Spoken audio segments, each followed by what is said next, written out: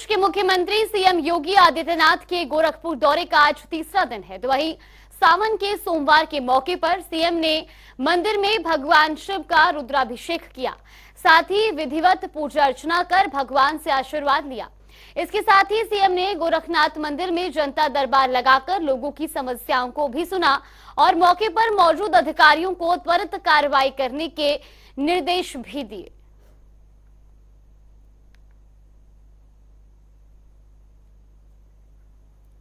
तो ये तस्वीरें भी आपको दिखा रही, जहां गोरखपुर दौरे का आज सीएम योगी आदित्यनाथ का तीसरा दिन है। ऐसे में सीएम योगी ने आज रुद्राभिषेक किया, शिव भगवान की पूजा अर्चना की, जिसके बाद उन्होंने गोरखनाथ मंदिर में जनता दरबार लगाया और लोगों की समस्याओं को भी सुना। साथ ही मौके पर ही तमाम समस्याओं के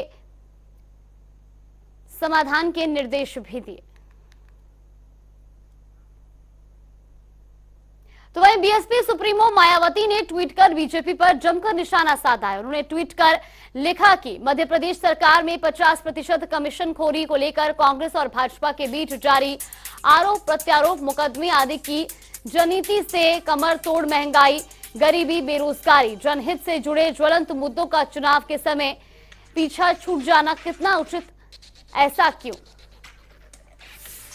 तो भाजपा शासित मध्य प्रदेश ही नहीं बल्कि कांग्रेस के राजस्थान, छत्तीसगढ़ में भी भ्रष्टाचार अहम मुद्दा है, लेकिन इसकी जनविरोधी नीतियों और विकास के हवाई दावों के कारण बेरोजगारों, किसानों, महिला सुरक्षा आदि का त्रस्त जीवन तीनों राज्यों में असली चुनावी मुद्दे हैं।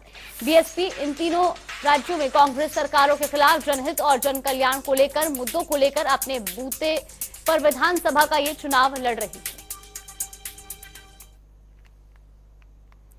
तो वहीं खबरों में आगे बढ़ेंगे, जहां आपको बता दें कि लोक निर्माण राज्य मंत्री कुंवर ब्रजेश सिंह और औद्योगिक विकास राज्य मंत्री जसवंत सैनी सहारनपुर पहुंचे, जहां उनके नेतृत्व में मेरी माटी मेरा देश एवं घर घर तिरंगा यात्रा निकाली गई। इसमें बड़ी संख्या में स्कूली बच्चों ने भाग लिया। भारत के यशस्वी प्रधानमंत्री माननीय नरेंद्र मोदी जी के नेतृत्व में पूरा देश अपनी आजादी के अमृत काल को मना रहा है और एक अभियान प्रधानमंत्री जी के नेतृत्व में मेरी माटी मेरा देश, मेरा गांव मेरी माटी पूरे देश के अंदर लिया गया है। उसी कार्यक्रम की श्रृंखला में आज सहारनपुर जिला प्रशासन की ओर से इस जनपद के हजारों छात्र और छात्राओं के साथ, विभिन्न स्वयंसेवी संगठनों के साथ इस तिरंगा यात्रा का आयोजन किया गया है। भारत के यशस्वी प्रधानमंत्री जी ने आजादी के अमृत काल पर 125 करोड़ देशवासियों के लिए पंच प्रण लिए थे। देश के प्रत्येक नागरिक को उन पंच प्रण की प्रतिज्ञा लेकर के अपने वीर शहीदों के प्रति, अपनी भारत की पुरातन विरासत को संजो कर रखने के प्रति और मेरा देश एक विकसित भारत कैसे बने, उन सब का प्रतिज्ञान करते हुए यहाँ से हजारों छात्रों छात्राओं के नेतृत्व में आज इस तिरंगा यात्रा का आयोजन हुआ है। तो सहारनपुर से तस्वीरें भी आपको दिखा रहे, जहां जसवंत सैनी भी मौके पर मौजूद रहे। तिरंगा यात्रा निकाली गई, जिले में तिरंगा यात्रा का भव्य आयोजन किया गया और ऐसे में लोगों ने बढ़ चढ़कर इस तिरंगा यात्रा में हिस्सा लिया। स्कूली बच्चे इस यात्रा में शामिल हुए और ऐसे में भारी पुलिस बल भी तैनात रहा। ये तस्वीर लगातार आपको दिखा रहे हैं टीवी स्क्रीन पर सहारनपुर से। तो लोगों ने बढ़ चढ़कर इस तिरंगा यात्रा में हिस्सा लिया। तस्वीरें आप देख सकते हैं, जहां पर स्कूली बच्चों में भी खासा उत्साह देखने को मिला और ऐसे में जहां भारी पुलिस बल भी तैनात किया गया। इस दौरान जहां पूरे इलाके में तिरंगा यात्रा निकाली गई तो लोगों ने भी बढ़ चढ़कर इस तिरंगा यात्रा में हिस्सा लिया। जिले में भव्य तिरंगा यात्रा का आयोजन किया गया। यात्रा में स्कूली बच्चे भी शामिल हुए और ये तस्वीरें भी आपको दिखा रहे हैं, जहां जसवंत सैनी भी इस दौरान मौके पर मौजूद रहे। लखनऊ में चारबाग सहित कई स्टेशनों पर रेलवे के विभाजन की विभिक्षिका की प्रदर्शनी लगाई गई है। आपको बता दें कि लोगों को इतिहास से रूबरू कराने के लिए रेलवे ने विभाजन से संबंधित फोटो प्रदर्शनी लगाई है। डीआरएम मनीष थपलियाल ने कहा कि देश के बंटवारे के दर्द को कभी भुलाया नहीं जा सकता। नफरत और हिंसा की वजह से हमारे लाखों बहन और भाइयों को विस्थापित होना पड़ा था।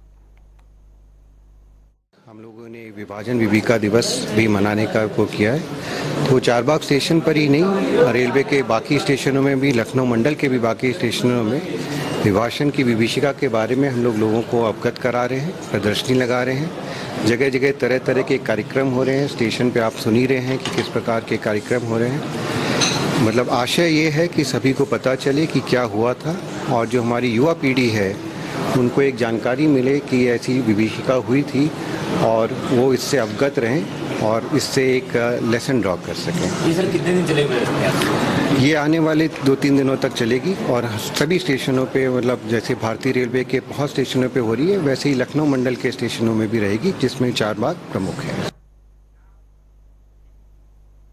शाहजहांपुर में 9 अगस्त 1925 को क्रांतिकारी काकोरी कांड को अंजाम देने के लिए 8 down Saharanpur Lucknow passenger train पर सवार हुए थे और 9 अगस्त 1925 को 10 क्रांतिकारियों ने ट्रेन डकैती को अंजाम देकर ब्रिटिश हुकूमत को खुली चुनौती दी थी। हालांकि इस घटना के बाद पंडित रामप्रसाद बिस्मिल, राजेंद्र नाथ लाहिड़ी, ठाकुर रोशन सिंह और अशफाक उल्लाह खान को फांसी की सजा सुनाई गई थी। इन सभी के बलिदान को शाहजहांपुर वासी कभी नहीं भूलते, क्योंकि इन्हीं के नाम पर शाहजहांपुर की पहचान है। आजादी के कई सालों बाद तक युवा पीढ़ी इस कांड को काकोरी कांड के नाम से जानती रही, लेकिन उत्तर प्रदेश के सीएम योगी आदित्यनाथ ने शहीदों के सम्मान में इसका नाम बदलकर काकोरी ट्रेन एक्शन रख दिया।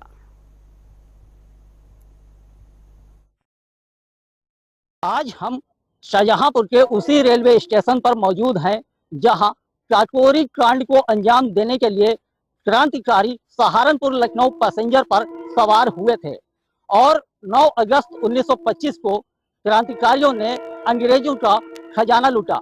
हालांकि इस घटना के बाद पंडित रामप्रसाद बिस्मिल, राजेंद्र लाहिड़ी, ठाकुर रोशन सिंह और अशफाक उल्लाह खान को फांसी की सजा दी गई। आपको बताते चलें, जब ट्रेन काकोरी स्टेशन पर पहुंची तो क्रांतिकारियों ने गार्ड को बंधक बनाया और इसी दौरान एक यात्री की मौत भी हुई और क्रांतिकारियों के हाथ 4601 रुपया हाथ लगा और उस रुपए से क्रांतिकारी हथियार लेना चाहते थे ताकि ब्रिटिश हुकूमत के खिलाफ युद्ध अच्छे ढंग से किया जा सके। अंग्रेजों ने आनंद फानन में करीब 40 व्यक्तियों को गिरफ्तार किया, जबकि इस कांड में केवल 10 क्रांतिकारी ही शामिल थे। क्रांतिकारियों पर ट्रायल चला और जिस स्पेशल कोर्ट में क्रांतिकारियों पर ट्रायल चला वह कोर्ट आज लखनऊ में जीपीओ के नाम से मशहूर है।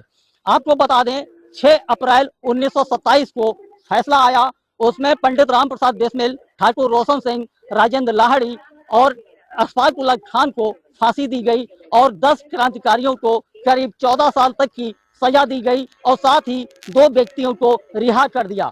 वह 2 व्यक्ति इसलिए रिहा हुए क्योंकि वह सरकारी गवाह बने थे। आपको बता दें, पंडित रामप्रसाद बिस्मिल को गोरखपुर जेल में 19 दिसंबर 1927 को फांसी हुई, अशफाक उल्लाह खान को फैजाबाद जेल में फांसी हुई और ठाकुर रोशन सिंह को इलाहाबाद जेल में फांसी हुई, जबकि 17 दिसंबर 1927 को राजेंद्र लाहिड़ी को फांसी की सजा दी गई। यह शाहजहांपुर आज भी शहीदों के नाम से जाना जाता है, लेकिन अब यह काकोरी कांड ना रहा, क्योंकि उत्तर प्रदेश के मुख्यमंत्री योगी आदित्यनाथ ने अब इस काकोरी कांड का नाम बदलकर काकोरी ट्रेन एक्शन रख दिया। लेकिन शाहजहांपुर वासी आज भी अमर शहीदों के बलिदान को याद करते हैं और उनकी प्रतिमाओं पर फूल चढ़ाते हैं। यहाँ पर पंडित रामप्रसाद बिस्मिल का निवास है और साथ ही अशफाक उल्लाह खां का निवास भी स्टेशन के पास में ही बना हुआ है। साथ ही अशफाक उल्लाह खां की मजार भी यहाँ पर मौजूद है, जबकि ठाकुर रोशन सिंह का गांव नवादा दरोबस्त है जो खुदागंज ब्लॉक में पड़ता है। राजीव शुक्ला, जनता टीवी, शाहजहांपुर। इन दिनों पाकिस्तान से आए सीमा हैदर के बारे में खबर काफी तेज से वायरल हो रही है कि वो प्रेग्नेंट है, लेकिन ये सिर्फ लोगों की ख्याली बातें हैं या फिर इसमें कुछ हकीकत भी है। देखिए रिपोर्ट।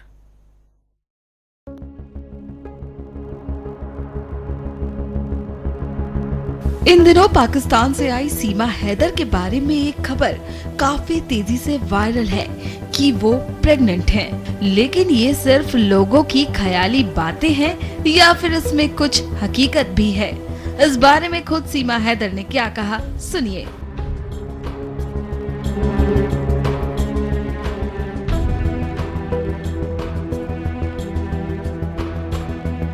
और दूसरी बात, मेरी प्रेगनेंसी की बात चल रही है, तो ये बात मैं नहीं करना चाहूँगी है कि नहीं है। ये मेरा निजी मामला है और मैं सबको बताना भी नहीं चाहती। अगर बोलूँगी तो नज़र लग जाती है, तो इसे ये बात ना की जाए। ये मेरा निजी मामला है। सीमा ने इस बात को निजी मामला कहते हुए ज्यादा बोलने से इनकार कर दिया, लेकिन जब उन्होंने कहा कि नजर लग जाती है तो इससे अब कयास लगने शुरू हो गए हैं। बता दें कि तिरंगा फहराकर सीमा एक बार फिर सुर्खियों में आ गई हैं।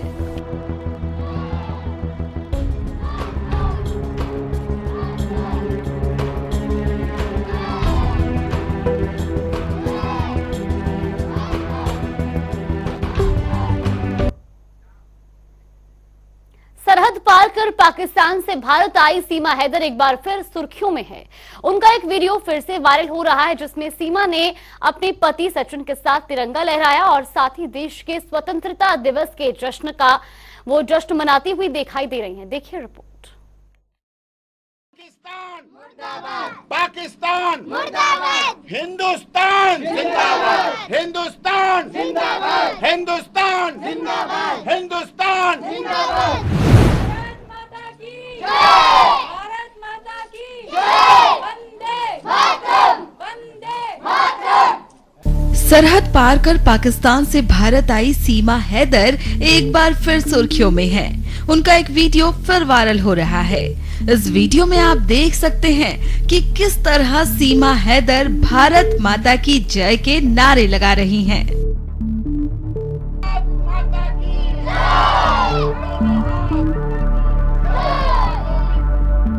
आपको बता दें कि स्वतंत्रता दिवस के अवसर पर पूरे देश में हर घर तिरंगा अभियान चलाया जा रहा है। वहीं सीमा हैदर भी इस अभियान में शामिल होकर फिर से चर्चाओं में आ गई हैं। सीमा ने अपने पति सचिन के साथ तिरंगा फहराया, साथ ही देश के स्वतंत्रता दिवस के जश्न का हिस्सा बनी। इस दौरान सीमा के वकील एपी सिंह भी वहां मौजूद थे।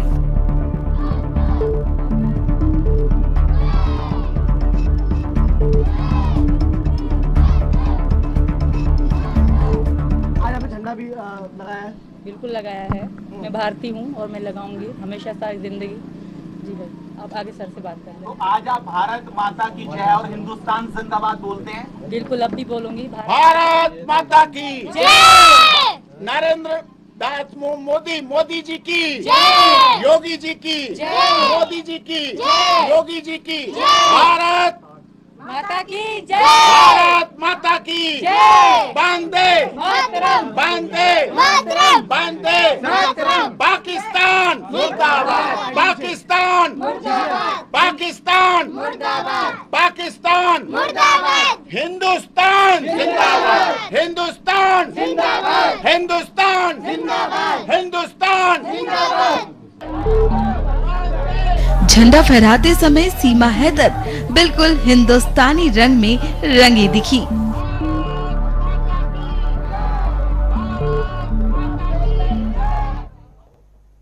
और करेंगे बड़ी खबर का। बड़ी खबर आपको बता दें इस वक्त की बड़ी और अहम जानकारी। ये बड़ी खबर सीएम स्क्रीन पर। मुख्तार अंसारी पर सदर कोतवाली में मुकदमा दर्ज हुआ है।